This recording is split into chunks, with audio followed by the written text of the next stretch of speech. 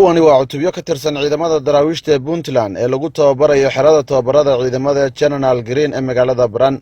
waxay socod ku soo mareen shaarica magaalada. taliyaha xeradan taliye Sahal Faarax Raage ayaa ka hadlay ujeedka ciidamadan iyo socodkooda iyo inay ka shaqeynayaan amniga gobolka. u qaadeen ee aad hor taagan tihiin dhammaantiina idinku soo wada dhaweynaya calamada iyo caleemaha qoyan iyo sacabka iyadoo aan laydii kala hadhin rag iyo dumarba.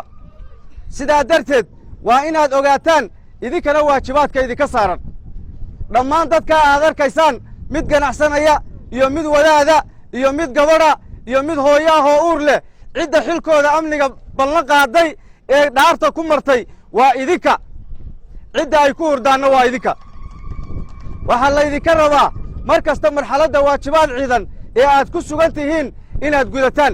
haddii aad tababarka ku jirtaan tababar ee laydii idmaday inaad gudataan idinkoo misana u taagan oo mar walba dhegta ku haynaya inaad difaacdaan dalkiinna.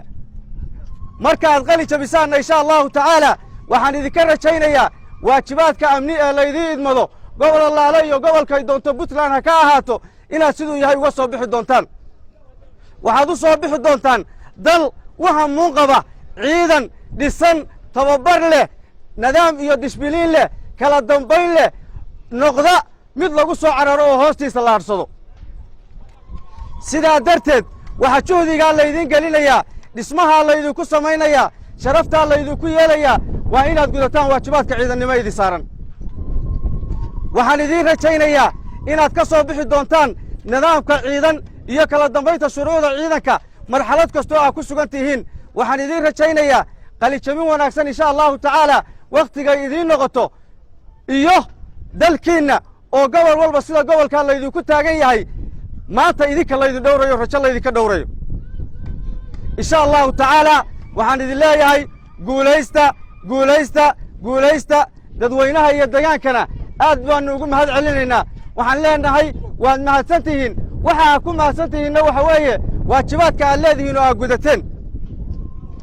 waayo qofka shacabka ah amnigiisa ciidankaa sida maadaama uu ciidanku sido isagana waxa xaq loogu leeyahay inuu mar kasta ciidanka isdhinac taago. marka lagu leeyahay ciidankaad isdhinac taagaysaa ma aha ciidanka wax la qabo, ma aha ciidanka xabad la rid, ma aha ciidanka, laakiin waxa lagu leeyahay war muwaadin waajibaad baad leedahay, waajibaadka aad leedahay ka soo bax. waxaad waajibaad u leedahay inaad ciidanka dhiiri geliso. waxaad waajibaadka u leedahay inaad ciidanka wax kasta oo markaa aad way u baahan yihiin oo aad kari karto aad isku garab taagto. waxaad muwaadin waajibaad u leedahay inaad dambiilo kasta meesha uu ku jiro aad adigu tilmaanto.